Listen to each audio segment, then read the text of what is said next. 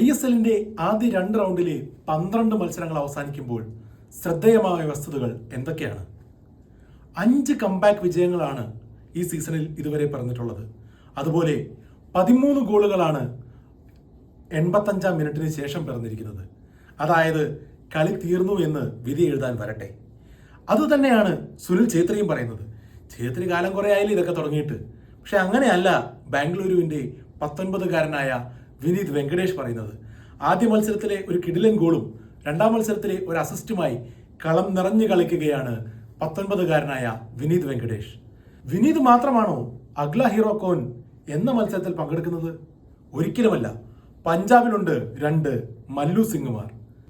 നമ്മുടെ സ്വന്തം മലയാളി പിള്ളേർ, അതാണ് മല്ലു സിംഗ്. ആദ്യം നിഹാൽ സുധീഷ്. കേരള ബ്ലാസ്റ്റേഴ്സിനെതിരെ നന്നായി കളിച്ചെങ്കിലും ഗോൾ നേടാനായില്ല. ആ കണക്കങ്ങ് വീട്ടി 2ാം മത്സരത്തിൽ ഒഡീഷയ്ക്കെതിരെ ഒരു മികച്ച ഗോളോടുകൂടി നിഹാൽ സുധീഷ് തന്റെ വരവറിയിച്ചിരിക്കുകയാണ്.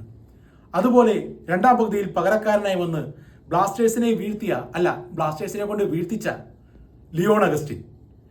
അദ്ദേഹം അടുത്ത മത്സരത്തിൽ ഒരു ഗോൾ കൂടെ നേടിയപ്പോൾ 2 മത്സരത്തിലും തൻ്റെതായ ഒരു കോൺട്രിബ്യൂഷൻ, ഒരു ഗോൾ സംഭാവന നൽകാനായി ഈ 2 പേരും, അതായത് നിഹാലിന് 23 വയസ്സും ലിയോണ് 25 വയസ്സുമേ ആയിട്ടുള്ളൂ.